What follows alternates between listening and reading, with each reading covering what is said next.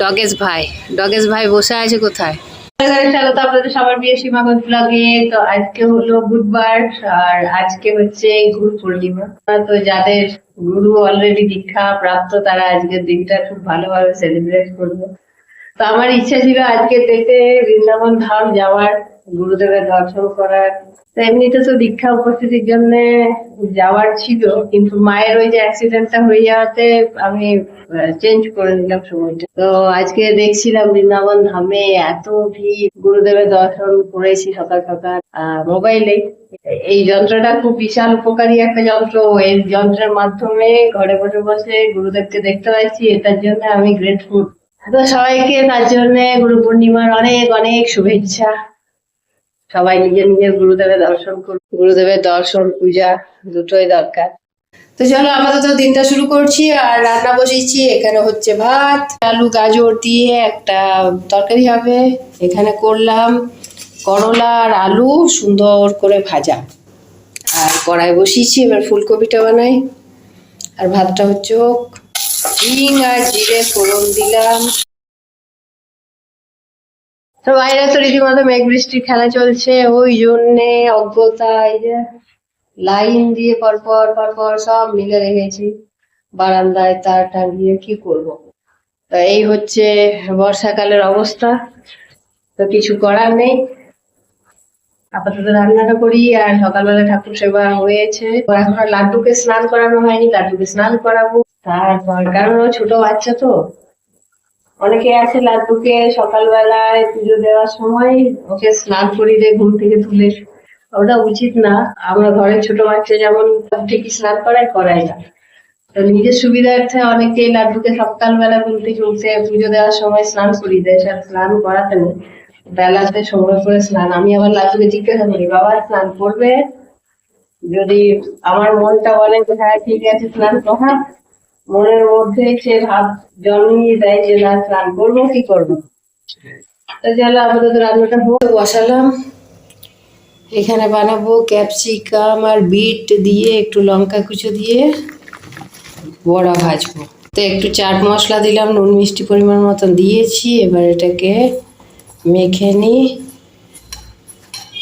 আগে ক্যাপসিকামটা এইভাবে না মাখলে বোঝা যাবে না জলটা কতটা লাগবে, কারণ এর থেকে অনেকটা না মানে ময়েস্ট একটা ব্যাপার থাকে না, এই যে খুব অল্প জল লাগবে। একদম সেঁকা সেঁকা করে ভাজবো, আর খুব হেলদি এটা। মানে যেহেতু নিরামিষই হয়ে গেছি, ওই জন্য নিরামিষে এখন এক্সপেরিমেন্ট করে করে নানান রকম রেসিপি বানাচ্ছি, যেটা এর আগে কোনোদিন বানাইও নি। সেই সমস্ত জিনিস এক্সপেরিমেন্ট করে বানাচ্ছি, খেয়ে দেখছি, ওয়াও খুব ভালো লাগছে। তো যাই হোক, এই হলো ঘটনা। আপাতত ওই বড়া ভাজলেই আমার রান্না কমপ্লিট হয়ে যাবে। তো এবার লাড্ডুকে স্নান করিয়ে নিই, আর আমাকে আবার ছুটতে হবে। ওই যে একটা কুকুর বাচ্চা দেখিয়েছিলাম মাঝখানে আগের ব্লগে, যে বাচ্চাটা পাটার খুব বেহাল অবস্থা, পোকা হয়ে গিয়েছিল, ডাক্তার দেখিয়েছিলাম। সেই বাচ্চাটা আবার এই 23 তারিখে শুনছি কোনো একটা গাড়িতে ওর বাঁ পাটাকে ভেঙে দিয়েছে, মানে কোমর থেকে ভেঙে গেছে কোথায়। ডাক্তারকে আমি ওর ভিডিও তুলে পাঠিয়েছিলাম গতকাল। ডাক্তার আজকে আসছে। যেহেতু ডাক্তারের নাম্বারটা আমার কাছে ছিল, বৌদি আমাকে সকালবেলাতেই ফোন করে বলছে, সীমা ডাক্তারকে বলো, দেখো এরকম এরকম ব্যাপার। আধ ঘন্টার মধ্যে ডাক্তার চলে আসবে, তারপর আবার ডাক্তারকে নিয়ে ওই কুকুরটাকে দেখাতে হবে। বৌদির বাড়িতে এলাম। বৌদির বাড়িতে এই ছানা কুকুরটা এখানেই থাকছে, 1 মাস হলো। তো এখানে এলাম, বৌদি আমাকে ফোন করে বলেছিল যে পাটা ভেঙে গেছে, আর একটা পায়ের এই অবস্থা। আবার ডাক্তারবাবুকে ফোন করেছি, দেখি এখন ডাক্তারবাবু কি ট্রিটমেন্ট করে। আশা করি প্লাস্টার করতে হবে, প্লাস্টার না করলে হবে না। আর মেঘের যা অবস্থা, যখন তখন বৃষ্টি। ডাক্তারবাবু ফোন করাতে আমি ছুটে এলাম। পুরো পাটা ভেঙে গেছে নাকি বলুন তো? হ্যাঁ হ্যাঁ, আর ওই ভিতরে বগলের কাছে ওখানটা দেখলাম তো ছেড়ে গেছে আবার অনেকটাই, যতটা ছিল হ্যাঁ আগের থেকে কম, কিন্তু ছেড়েছে। তোমার ট্রিটমেন্ট হবে, তুমি ভালো হয়ে যাবে, ভয় পাওয়ার কিচ্ছু নেই। এর সাথে কিছু একটা ব্যাপার আছে, বুঝেছো বৌদি? গত মাসে 23 তারিখে গেলাম গঙ্গাসাগর, তখন থাকো থাকো থাকো, কিচ্ছু হবে না, কিচ্ছু হবে না। এই যে ওকে অজ্ঞান করতে হবে, অজ্ঞান না করলে হবে না। এই যে ডগেশ ভাই বসে আছে কোথায়? কার্নিসের উপরে। আর বসার জায়গা পাসনি, তারপর হাত পা ভাঙবি, তারপর আবার দৌড়াবো নাকি? মজা তোদের। 11টা ঘরে 12টা কুকুর। অজ্ঞানের ইঞ্জেকশন দেওয়া হয়েছে, নাইলে তো পারা যাবে না। এতক্ষণ একটু একটু অজ্ঞান হয়ে আসছে। এই হিপ জয়েন্টটা গেছে, এখন আপাতত অজ্ঞানের ইঞ্জেকশন দিয়ে এই যে এই জায়গাটা সেলাই করা হবে।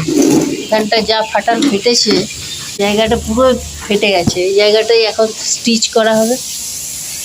আর হিপ জয়েন্টটা ধীরে ধীরে ঠিক হবে। কি অবস্থা! চা হচ্ছে, আর এখানে হচ্ছে ভুট্টা সেদ্ধ, আর ওখানে হচ্ছে ভুট্টা সেদ্ধটা। তো ব্লগটা শেষ কর, ব্লগটাকে আজকের ব্লগ এখানে শেষ করলে ভালো লাগলো অবশ্যই লাইক শেয়ার আর সাবস্ক্রাইব করবেন। আবার দেখা নেক্সট ব্লগে। ভালো থাকবেন, সুস্থ থাকবেন, টাটা। কন্টিনিউ